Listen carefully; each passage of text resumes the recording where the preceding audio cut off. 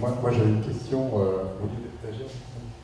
J'avais une question par rapport à. Dans l'histoire de l'humanité, est-ce que ça existait?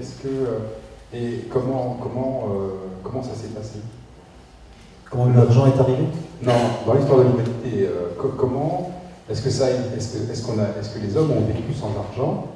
Et est-ce qu'on sait comment ça s'est déroulé?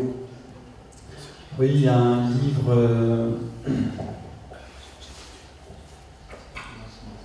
Non, c'est un anthropologue. C'est Pierre Clastre. Pierre Clastre, anthropologue, ethnologue qui est décédé le siècle dernier, qui a voulu justement étudier, de savoir si l'argent, la venue de l'argent était quelque chose de naturel ou de culturel. Et il a étudié donc le comportement des sociétés dans les deux Amériques, et de savoir comment ils fonctionnaient. Oui, la société sans argent fonctionnait. Il y avait quelque chose de très intéressant, je trouvais, dans le bouquin, c'est qu'il disait que des sociétés qui ne se connaissaient absolument pas, en fait, ont évolué dans quelque chose de très similaire. C'est-à-dire on a tous cette idée, qui est vraie, qu'ils avaient des chefs. Mais il faut savoir que les chefs n'avaient absolument aucun pouvoir. C'est quelque chose qui est un concept un peu particulier pour nous. C'est qu'ils répondaient à 3 critères. C'est que c'était des médiateurs de paix. On avait le droit de prendre tous leurs biens. On pouvait aller chez eux, prendre tout ce qu'on voulait. Et c'était des très très bons orateurs. Pour eux, le pouvoir, c'était synonyme de mort. Et je sais que les gigaros, par exemple, eux, n'avaient même pas du tout de chef. Avant que les colons arrivent au XVe siècle, ils étaient à peu près 25 millions quand même à vivre sans argent en Amérique du Sud. Et ça fonctionnait très très bien. Mais ils avaient des façons. Pour eux, ce qui était le plus important, c'est l'inverse de nous. Eux, ce qu'ils privilégiaient tout le temps, c'était la cohésion de société. Tout le temps. Ils avaient un principe au niveau des chasseurs, quand ils ramenaient la nourriture, c'est que celui qui avait chassé un gibier n'avait pas le droit de manger son propre gibier. Ils étaient obligés de se faire confiance. Ils devaient manger le gibier en fait, de notre chasseur, et ainsi de suite. Il y a un autre truc qui est étonnant, mais pour voir à quel point ils font vraiment la cohésion de société avant toute chose, ils ont un sexe ratio qui est d'une femme pour 2 hommes, là-bas. Et pour pas qu'il y ait de colère entre les célibataires et les mariés, en fait, les femmes avaient le droit d'avoir 2 hommes. Ce qui déplaisait en fait aux hommes, mais en fait, pour eux, c'est toujours la cohésion de société. Et à vrai dire, c'est ça, c'est ce que disait Stéphane et Marc tout à l'heure en disant qu'on est dans une culture et en fait on devient cette culture-là. Mais à la base, si l'argent n'existait pas, si on n'avait jamais... Mais l'argent est forcément séduisant, elle répondait à un besoin à la base, mais qui, je crois que c'était il y a 2700 ans, ça répondait à un besoin qui était, effectivement, il y a plusieurs... plusieurs théories là-dessus. Il y en a une qui est assez fréquente, c'est de se dire qu'il y en a un qui faisait des légumes au mois de mars et l'autre des légumes en octobre. Pour dire, bon, moi je te fais vivre là, toi tu me fais survivre là. Et c'était une reconnaissance de dette. Ils ont fait des monnaies, c'était une reconnaissance de dette. Mais à l'époque, ils n'avaient pas de possibilités. Ils n'avaient pas du tout le moyen en termes de transport, de conservation, etc. Ça devient totalement obsolète en fait, l'idée de l'argent. Et maintenant, le truc, c'est qu'on est tellement entré dans ce truc-là, c'est quelque chose qui est tellement vorace, c'est que là où il y a de l'argent, va sur les territoires, il n'y en a pas, prends les territoires-là. Quand t'es pauvre, machin, tu ne parles pas, donc de toute façon, ça restera toujours ceux qui ont la possibilité d'avoir de l'argent qui dominent, et on reste là-dessus. Et pour revenir à votre question, il y avait aussi l'histoire des Égyptiens. Les Égyptiens, par rapport au bassin méditerranéen, ils n'avaient pas du tout d'argent. Ils avaient eu à un moment un système pour les logements, mais ils n'avaient pas du tout de commerce avec de l'argent, et c'est revenu entre le 6e et le 2e siècle avant Jésus-Christ, alors que tout le bassin méditerranéen, ils avaient de l'argent, et c'était un pharaon qui voulait remettre, il a créé de l'argent pour pouvoir s'acheter des mercenaires. Ouais. Donc il faut savoir aussi que c'est tous les empires, ils ont pu avoir colonisé, ils ont pu faire tout ça, avoir des mercenaires à l'époque, payer des soldats grâce à l'argent. Donc le sans-argent, c'est ou un mal nécessaire ou une erreur de l'humanité. Mais par contre, c'est pas du tout quelque chose c'est pas naturel, c'est de l'invention. C'est mon point de vue.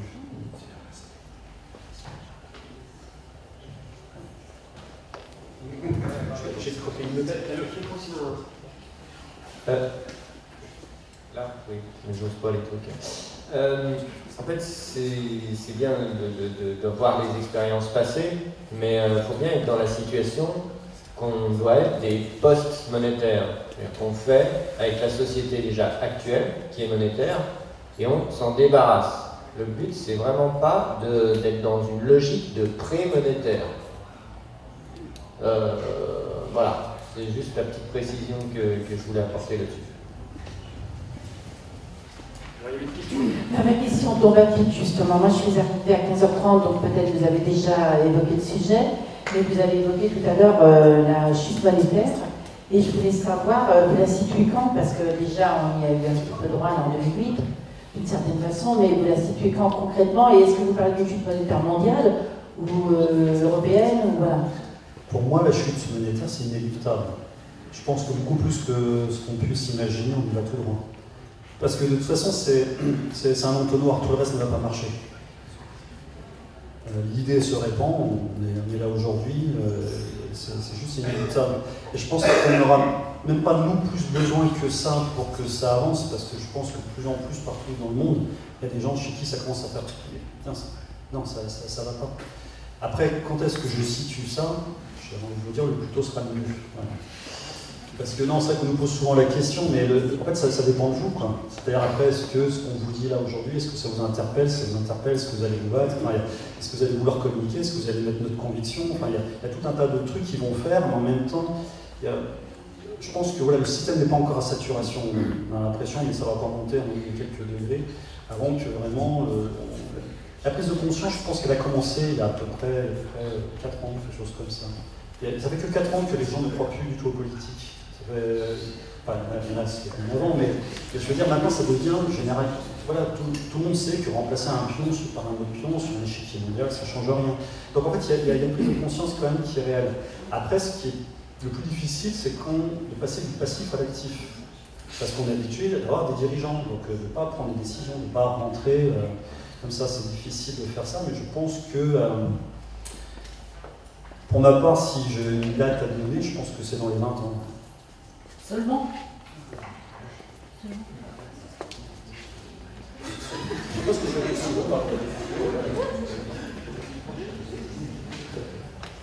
Votre question induit une prise de conscience du système monétaire dans lequel on se trouve à l'heure actuelle. Je ne suis pas certain que tout le monde en ait bien conscience parce qu'il faut avoir la curiosité et quelques bases très simples d'économie qui sont à la portée de tous.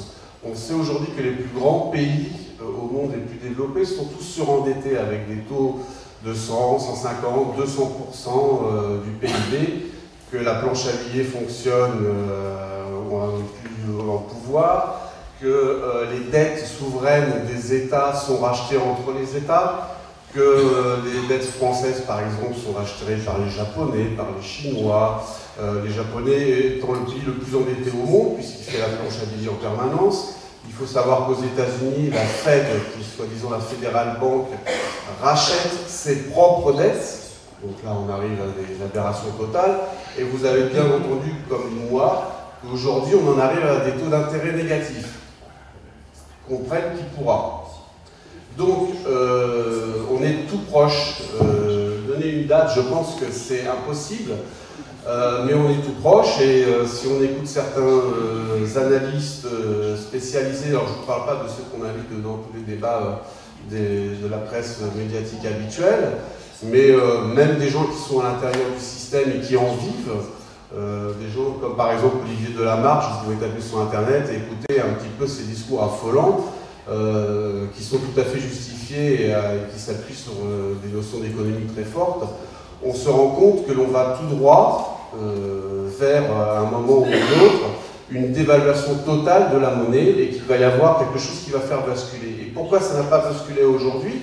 Parce qu'aujourd'hui, notre économie est séparée complètement en deux, c'est-à-dire qu'au départ, nous avions une économie réelle de production, a été avancée la bourse, je fais très simple, hein.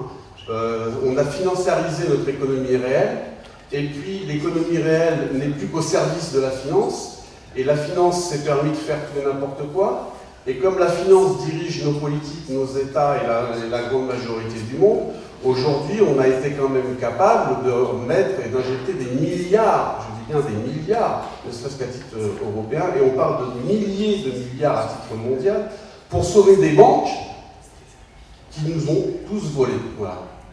Il y a un seul exemple au monde, c'est l'Islande, qui a été capable à la fois de dire nous ne rembourserons pas notre dette, nous foutons dehors notre politique, nous réécrivons une constituante avec leur fameuse révolution des casseroles où ils ont passé 3 semaines à taper sur des casseroles devant leur parlement, qui ont viré aussi et pénalisé à la fois les banquiers et ils ont mis en prison leur Premier ministre et qui viennent de mettre d'ailleurs dehors leur dernier Premier ministre en date pour malversation. Bon, vous me direz, l'Islande c'est l'équivalent de l'Aquitaine, c'est 360 000 habitants. Mais c'est quand même un pays qui avait un taux d'endettement de près 140% avant 2008, qui était au bord de la banqueroute et qui devait plus de 200% de son PIB au niveau bancaire et qui a dit non, je ne payerai pas. Donc tant que le système aura décidé de continuer de payer les égarements financiers et cette dissociation qu'on a entre le monde réel économique et le monde financier, le système va tenir. Mais un jour, attendez-vous, comme en 1927, aller acheter une baguette avec une boîte de billets. Sauf que vous ne pouvez plus acheter une baguette avec une boîte de billets, puisque ces billets n'existent plus et que tout est devenu virtuel. Et que si vous avez la curiosité de vous renseigner sur le système monétaire fractionnaire, vous comprendrez très vite qu'il n'y a même pas 10% de la masse monétaire qui existe réellement, et a fortiori, depuis qu'elle a été dissociée du dollar au cours. Bon, je parlerai un petit peu de ça, mais il faut prendre conscience qu'un jour, ça va basculer. Et quand ça va basculer, c'est-à-dire qu'on n'aura plus les moyens de payer, et que l'interaction et les échanges internationaux tels qu'ils se font vont devoir se faire d'une autre manière. Et c'est aussi peut-être ça un des objectifs de notre réflexion, c'est de trouver une autre manière dans ce qui va se passer si la transition ne peut pas se faire d'une façon douce, raisonnée, avec des étapes, quelle que soit celle que peut proposer par exemple Jean-Philippe ou celle dont je vais vous parler, et que l'on tombe dans un chaos total.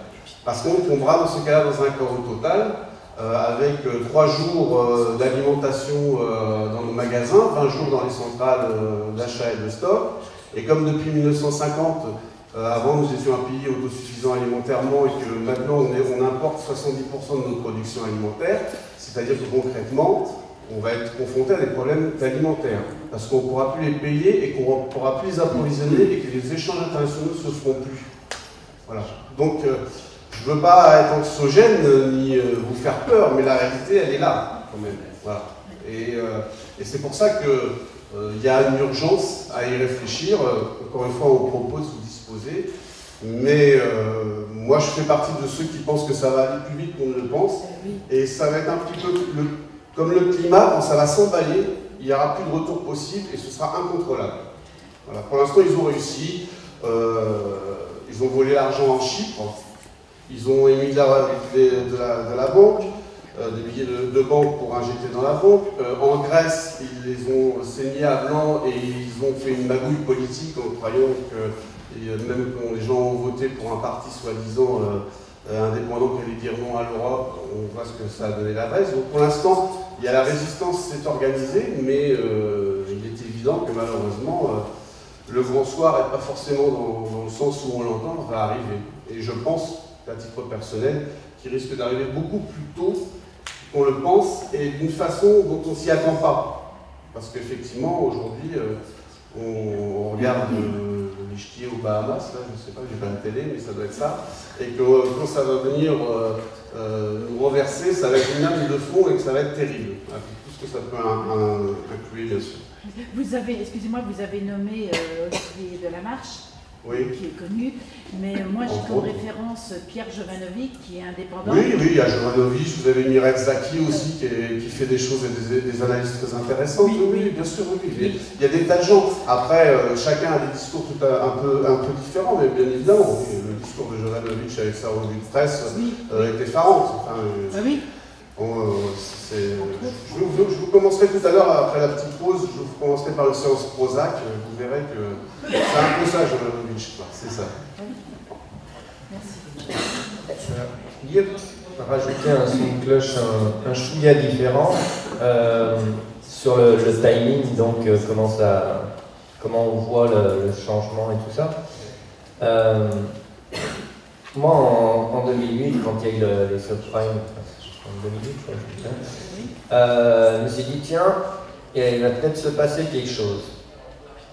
Et puis en fait, rien. Parce que, bon, évidemment, il y a eu des chaos sur place, et tout un tas de problèmes bien concrets, mais au niveau systémique, le système est toujours là. Pourquoi? Parce que des dirigeants politiques donc, ont décidé de créer des milliards pour renflouer les choses comme ça. Et je me suis dit, ah oui, mais ça passe quand même. Tiens, c'est bizarre. Et j'ai l'impression que vraiment, il n'y a pas eu de changement parce que chaque citoyen n'a aucun intérêt à voir disparaître son fric. Et si on se met à dire, oula, l'argent ne vaut plus rien parce qu'il y en a trop, toujours avec cette histoire de rareté que j'ai expliqué au départ de mon intervention, ça veut dire que moi-même, le peu que j'ai, ça va disparaître. Alors, bon, il y a des situations où on est plus d'accord que ça disparaisse que d'autres, mais surtout si on est endetté et tout ça, on aimerait bien que le système disparaisse, hein, c'est bien, c'est sympa. Pourquoi pas? Mais en général, ça nous fout la trouille. Donc en fait, tous les citoyens ferment les yeux.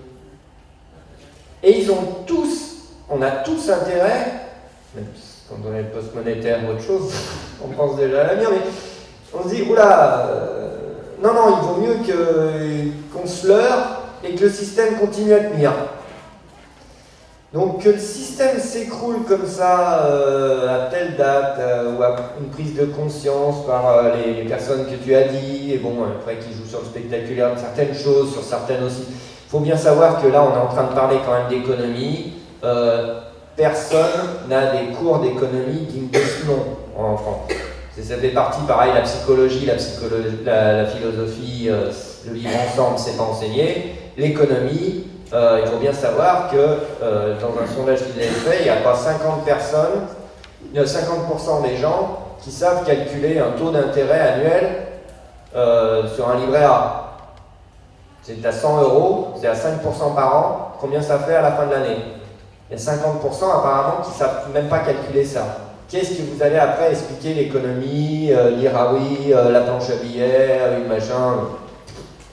Non, il vaut mieux pas bouger, gentil, coucou panier, et ça va passer. Oui, ça passe. Donc la date, moi franchement j'ai envie de vous dire, elle dépend uniquement de vous. Mais vraiment que de vous. Si vous attendez que les autres ils se bougent, ou que le monde s'écoule, ou que machin comme ça, mais il y a tellement de paramètres que c'est pas possible de contrôler ça. Donc en fait, vraiment, c'est vous, votre implication. C'est-à-dire que là, on a parlé et on va continuer de parler autour de cette idée de civilisation sans argent. Si vous ne la faites pas naître en vous, à creuser la question, à dire, oui, mais là, c'est difficile, tout ça, à communiquer autour de vous, à accepter d'être pris pour des cons au départ, parce que ça fait partie du processus. Hein. Ça fait partie du processus. Moi, j'en ai rien à faire de me faire traiter de bisounours en permanence quand je vais en politique. Mais après, oui d'accord, ok, bisounours, débile, ok. Et concrètement, toi, mon gars, tu bases ta société sur la croissance perpétuelle. On est sur une planète, comment ça marche? Vas-y, explique-moi. Ça marche pas? Ah oui, bah là, il va falloir que tu fermes ta gueule quand même un peu, hein, parce que là, ça... Et voilà, c'est un peu violent ce que je dis, mais faut y aller. À un moment, il faut y aller. Vous, c'est le monde. Ça fait vachement démago Michael Jackson, We Are the World, mais derrière ça, c'est la réalité, je regrette. Tant que on accepte d'être esclave de ce système, ben on sera esclave de ce système. Il n'y a pas besoin de faire des discours de 15 km. Donc, just do it, comme disent les punks, et non pas Nike. Par rapport à quand est-ce que ça va arriver, ben, ça pourrait bien arriver plus vite que prévu, que le système s'écroule. J'ai eu la surprise cette semaine, en ouvrant un relevé de compte, de trouver un petit mot de la banque Crédit Mutuel qui me détaillait à combien les comptes étaient garantis.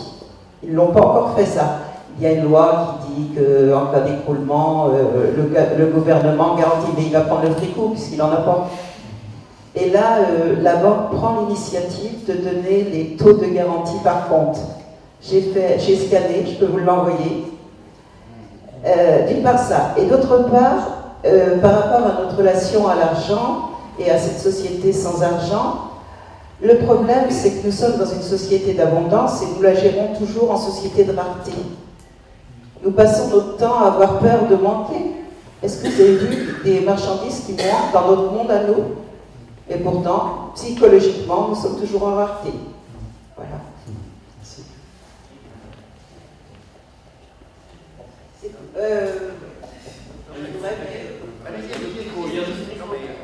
Non, ok, je pensais que vous alliez intervenir. J'ai quelques remarques. Est-ce que dans le système que vous proposez, il y a quand même une place pour une centralisation pour certaines activités, on va dire, de grande technicité? Parce que je pense pas que ce soit possible d'aller au local pour tout, et c'est même pas une bonne idée, parce que on n'a pas assez de matériaux et ça serait une utilisation. Ça serait pas bien. Deuxième remarque. Oui, vous disiez, si quelqu'un dans une société, dans une communauté va faire quelque chose qui déplaît, il va se faire rejeter parce que... Pas rejeter. C'est simplement d'avoir toujours la possibilité, je ne suis pas en faveur de ça, mais si quelqu'un aurait un comportement qui pourrait être vraiment nuisible ou un défaut de comportement. Et ça, c'est juste pour assurer les gens qui veulent toujours qu'il y ait un moins de coercition, parce qu'on est, en fait, on est très conditionné à se dire que si justement c'est pas obligatoire, les gens ne vont pas travailler. Donc c'est juste pour vous dire qu'il y a moins de coercition qui est extrêmement pacifique. Donc coercition, je ne me rends pas ce terme, mais il y a un moyen de simplement dire, bah, écoute, si toi tu ne participes pas à niveau égal des autres, on peut aussi nous pas participer à ta vie, quoi. Voilà, c'est juste donnant-donnant. Si, là, par contre, on ne t'enferme pas, on ne t'exclut pas du tout, mais on peut, voilà, enfin, tu es bien content que tout le monde nettoie ta rue, tu profites de tout le monde, et toi, tu fais quoi? Moi, je suis pour laisser ceux qui sont comme ça ne rien faire. Si ça fait tourner, pour moi, c'est très très bien, hein, qu'on soit d'accord. Moi, je ne pense pas qu'il faut obliger tout le monde à travailler. Si y en a qui ne veulent pas travailler dans ce monde-là et que ça tourne et qu'ils mangent, et tant pis. C'est pas pour que je sois malheureux que quelqu'un ne fasse rien si moi je suis libre. Ouais, je comprends. Non, alors ça n'a peut-être pas de sens, je vais peut-être trop loin, mais on pourrait pas imaginer donc qu'il y ait une communauté de gens, je sais pas, racistes ou quoi que ce soit, qui puissent se créer et vivre, enfin, et même s'agrandir peut-être, parce qu'il n'y a pas, je sais pas, j'ai pas envie de contrôle non plus, mais vous voyez ce que je veux dire? Je pense pas que la liberté puisse pousser à quelque chose qui puisse être de l'ordre du négatif. Essaye d'imaginer que tu n'es pas de compte en banque et que tu puisses manger tous les jours, que tu n'aies plus les informations, enfin que ce n'est plus du tout les mêmes informations, tu peux dire les gens. En fait, tous les aspects négatifs, à mon avis, sont liés à un contexte négatif.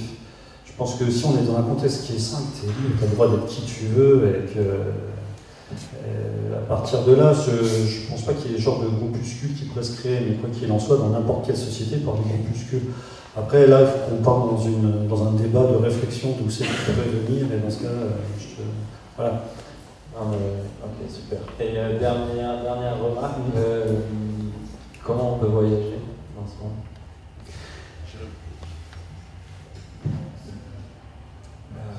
Si vous voulez bien, j'y répondrai entre autres d'une certaine façon dans l'exposé d'après, mais vous avez certainement vous des autres choses à dire à vous.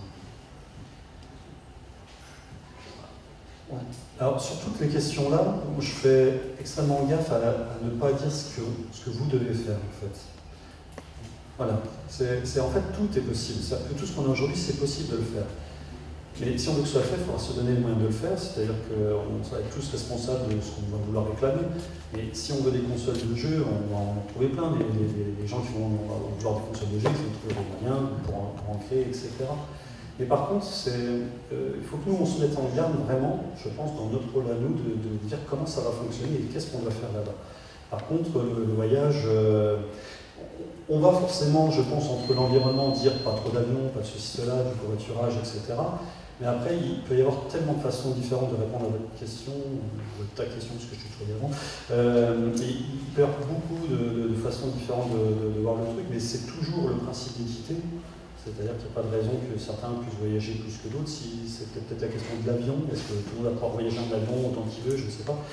Mais quoi qu'il en soit, justement, on va se mettre dans l'expérimentation, on va voir un moment que là, il y a quelque chose qui ne va pas, on va en parler, on va pouvoir le résoudre. Mais là, il n'y a pas d'intérêt pour personne n'a pas de limitation ni financière, ni de pouvoir à nous limiter dans notre potentiel d'humain libre. La seule chose, c'est qu'on va avoir notre réflexion, on va se limiter par rapport à l'environnement. C'est sûr que l'histoire des ressources, il faut qu'on ait toujours cette éducation pour les enfants et aussi pour les adultes de consommer peu. Mais en tout cas, on aura la possibilité de voyager. On saura dans le monde de demain, dans un monde libre, comment on va s'arranger pour ça. Petite précision sur l'histoire des choses qu'on produit. Enfin, c'est plus efficace de les produire qu'à certains endroits ou qu'à un seul endroit, la première question. Moi, ça m'est tout de suite venu à l'esprit l'anecdote des Chinois qui, à un moment, ont voulu faire des hauts fourneaux dans tous les villages. C'était le temps de Mao, ou je ne sais plus quoi. Et résultat, comme les hauts fourneaux, ça marche qu'à certaines températures bien spécifiques, il fallait vraiment du matériel et tout ça, mais ils ont quand même fait parce que c'était un ordre politique. Donc résultat, comme il fallait produire tant de trucs dans les hauts fourneaux, les mecs amenaient leurs casseroles qui existaient déjà, les faisaient fondre, ça en sortait du métal totalement pourri parce que pas aux bonnes températures, pas fait avec les bons ingénieurs, etc. Et donc c'était une catastrophe complète. Mais ça, c'est sur fond de dictature. C'est quelqu'un qui a dit, bon, il va falloir qu'il y ait des hauts fourneaux dans tous les villages. Et tant pis si on fait n'importe quoi, qu'on est obligé de fondre ce qui existe déjà pour refaire, c'est parti en vrille parce qu'il n'y avait aucune démocratie, que le savoir n'était pas transmis non plus. Parce que le savoir, c'est dangereux pour une dictature. Donc on laisse les gens dans l'ignorance, dans tout un tas de choses. Et voilà, donc ça a donné ça, mais c'est vrai que c'est une question qui se pose. Il y a beaucoup de choses qui, par exemple, produire son pain individuellement par rapport à produire du pain pour une somme de personnes, on gaspille beaucoup plus d'énergie en faisant chacun son pain dans son coin, que donc forcément la question se pose. Mais elle se résoudra avec de la démocratie et du savoir, pas avec autre chose. Et ensuite, vous avez posé la question sur les groupuscules. C'est évident que si une communauté intégriste, de quel que soit le type d'intégrisme, est là, elle dit bon, c'est comme ça, et puis c'est pas autrement, ça peut représenter un danger pour les autres, mais là aussi je pense que la réponse elle est dans la psychologie. C'est-à-dire que des gens qui, dans la connaissance de la psychologie, des gens qui sont racistes, c'est inutile de les mépriser. Il faut les comprendre. Pourquoi, pas les accepter forcément, mais comprendre comment ils en arrivent là. Pourquoi il y a autant de dangers pour eux. Et déjà, si vous supprimez les trucs économiques, en fait, en général, que le mec en face, il soit noir ou blanc, on s'en fout complètement. Le problème, c'est qu'il est concurrent, donc comme c'est plus facile de comprendre qu'il faut des ennemis et que lui, il est bien identifié, et machin, tout ça, bon bref. Il y a tout un tas de schémas expliqués, mais là encore, ça passe par la connaissance, je pense.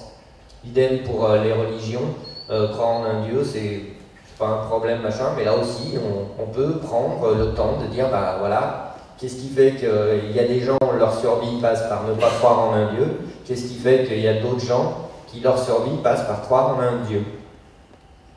Deux éléments radicalement différents et pourtant les deux fonctionnent suivant leur survie. Pourquoi? Voilà, il faut creuser ces questions. Et voilà, sauf que évidemment, creuser ce genre de questions dans un système monétaire, c'est le remettre en cause, donc ça arrivera jamais. Enfin, ça arrivera jamais si, ça dépend de vous. Une perte de confort. Genre notre société actuelle est imparfaite, c'est c'est sûr, mais elle nous offre énormément de confort, le choix qu'on veut, le goût, le plaisir. Et si on propose une autre société qui propose moins de confort, qui offre moins de confort, du coup les gens vont pas vouloir, je pense. Alors, je vais terminer, vas-y, continue. Je pense que le peu de confort qu'on perdrait d'un côté serait bien ridicule à côté du confort immense qu'on gagnerait à côté. Ouais, c'est pas forcément le point de vue. Excusez-moi, mais je veux dire, si vous fabriquez des chips, que vous avez envie de dire, ah bah tiens, je mettrais bien de l'oignon avec dans mes chips, puis que les gens ils sont super contents du résultat. Puis qu'il y en a d'autres qui, bah, de toute façon, il a la recette, elles sont disponibles, on n'a pas à expliquer le chiffre d'affaires. Donc, multiplicité des goûts, multiplicité des conforts, et là, en fait, le confort il est au contraire largement supérieur. Après, dans le développement de ce que tu as fait, je comprends bien qu'à un moment, ça peut passer par différents chemins.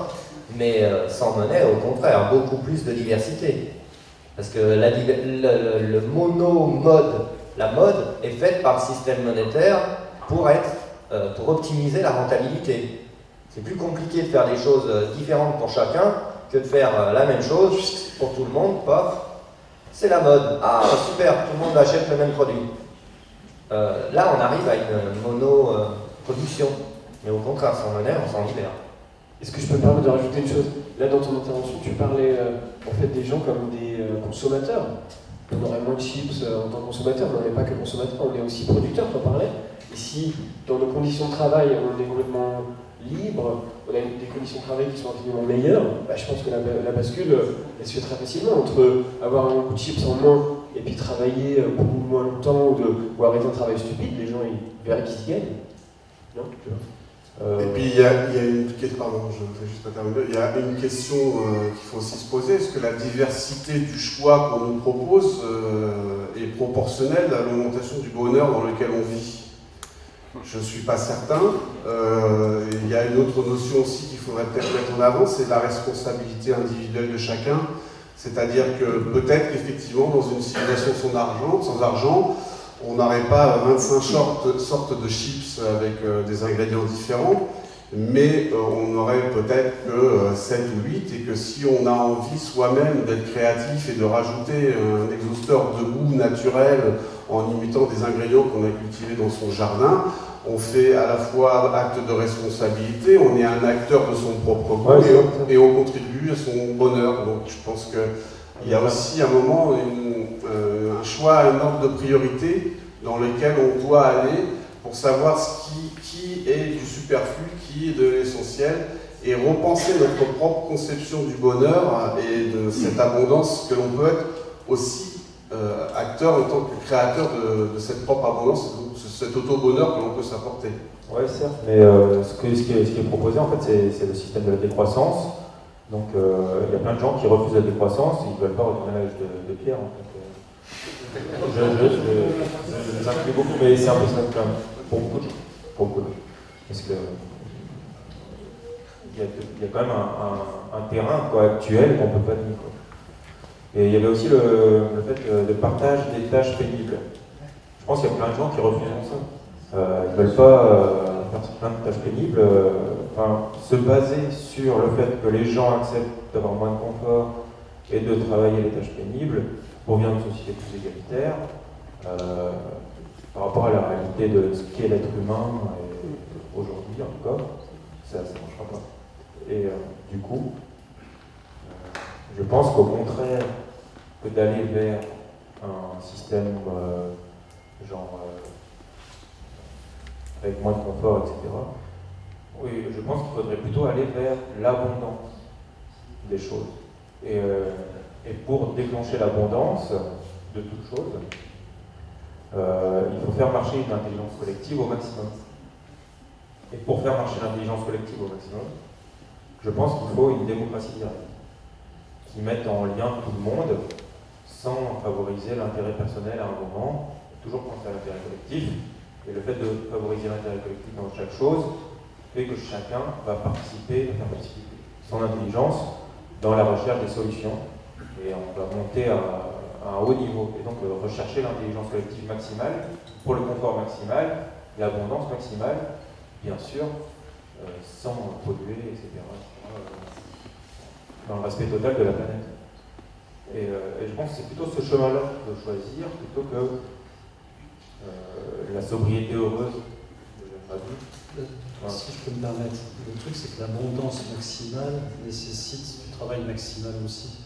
L'automatisation de chaque tâche. On a la science pour automatiser tous les travaux pénibles. Ouais, oui, on est sur le projet un peu Vénus. Tu parles franchement du projet Vénus ou pas? Juste, c'est plus alors, je voulais. C'est tout à l'heure que c'est proposé le projet EBR, non? EBRT, je vais en parler. Ouais, j'en parlerai tout à l'heure du projet Vénus. Mais, pour moi, le projet EBR ne peut fonctionner, non pas comme c'est dit par Fresco, avec l'ordinateur qui prendrait les décisions à la place d'eux, mais avec une démocratie directe, combiner les deux, EBR et démocratie directe, pour que ce soit le peuple, dans son réseau, avec son intelligence collective, qui prenne les décisions, et la machine est juste là pour apporter une proposition de plus à l'intelligence collective humaine.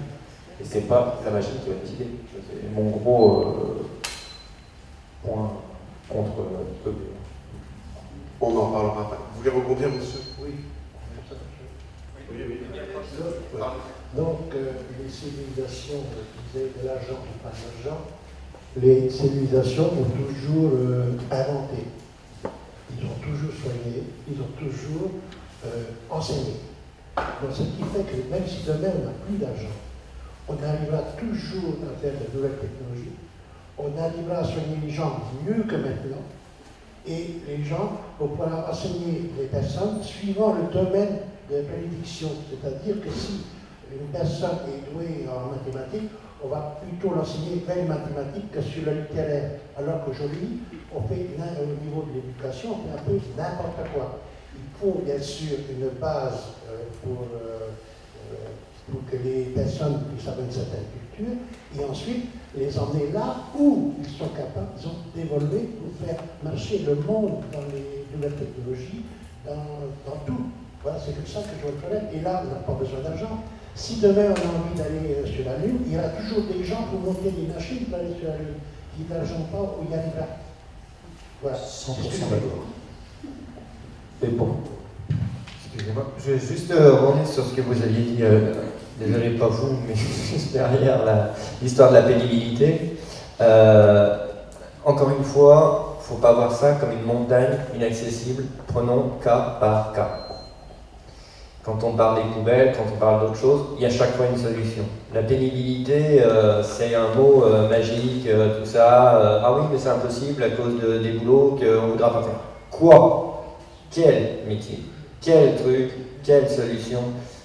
Il ne faut surtout pas généraliser. Ensuite, la démocratie directe, de toute façon, vu qu'on ne cherche pas de dirigeant ou quoi que ce soit, on est bien dans la démocratie directe réelle. Donc il n'y a aucun problème là-dessus. Ben si, en fait.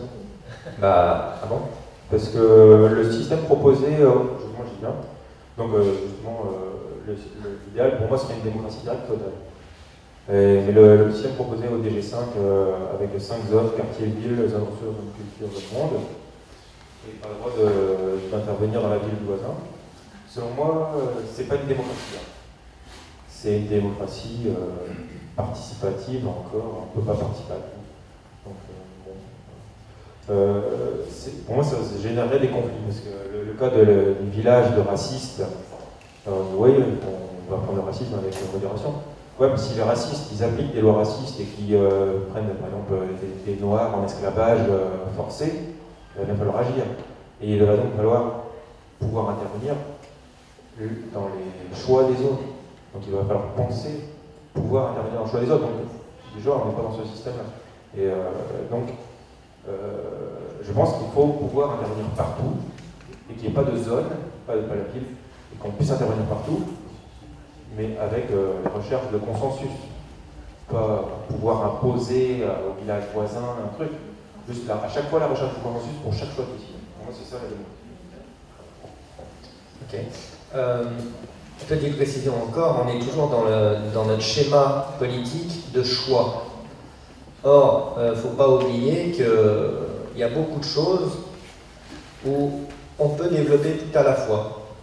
Bien souvent, elle dit « Ah oui, est-ce qu'on produit ça? Est-ce qu'on produit ça? Est-ce qu'on produit ça ?» Non, produisons. Sans avoir à voter, sans avoir à décider. C'est-à-dire, c'est pas remplacer une dictature d'oligarchie par une dictature du nombre, je ne vois pas l'intérêt. Ça va créer des frustrés, ça va saper le système. Donc la démocratie directe, c'est s'exprimer, c'est faire les choses, mais c'est pas dire « Ah bah toi, t'agis pas correctement, donc on va organiser une police du monde et on va aller chez toi pour te remettre dans le droit chemin ou quoi que ce soit. » Ça, c'est pas gérable. Donc, voilà, il faut vraiment comprendre que la démocratie directe, c'est pas le commun qui choisit et tant pis pour les petits autres. Ça, c'est très dangereux parce que vous créez des frustrations et le mieux, c'est de développer que chacun puisse faire ce qu'il veut. Alors évidemment, aller massacrer d'autres gens, on est bien d'accord que c'est pas acceptable, mais là, on est encore dans une marge, à mon avis, hypothétique. Mais en fait, dans les réglementations qu'on pourrait imaginer dans l'ODG 5, il y a une précision, si vous allez sur le site du MOSICA, il y a l'ODG 5 avec quelques pages à lire quand même pour chaque assemblée, mais la protection de l'individu, c'est quelque chose qui est bien sûr, beaucoup de gens pensent qu'un monde libre, c'est un monde où on fait ce que l'on veut. Non, c'est un monde qui est réglementé par nos choix que nous pouvons souhaiter. Sur le site aussi, on propose un système justement de protection de la liberté de l'individu. Je pense que ça va être un socle en cas de consensus, bien sûr, c'est pas moi qui veux l'imposer, mais je pense que c'est le socle à respecter, c'est la liberté maximum d'individu. Quand j'ai dit ça à un ami, il m'a dit bah, du coup, tu as le droit de tuer ton voisin. Je fais non, liberté maximum d'un individu, si tu tues ton voisin, tu lui enlèves sa liberté. C'est-à-dire qu'en fait, chacun est libre dans la liberté maximum d'un individu, il y a une limite qui est celle de l'autre. Et je pense que le monde sans argent, je le souhaite, il y aura bien sûr la protection des individus. De la même manière, ce n'est pas un monde qui serait sans policiers, ce n'est pas un monde qui serait du tout de cette manière-là. Pour dire qu'il y a, si un groupe de racistes, il y a le droit d'être raciste, par contre, voilà, un système de protection d'actes racistes peut-être là, oui. C'est différent.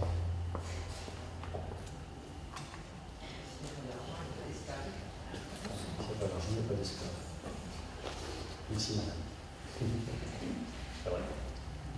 Alors, je me permets d'intervenir parce que je pense qu'il y a beaucoup de gens demandent qu'on fasse une pause. Je sais qu'il y a des questions.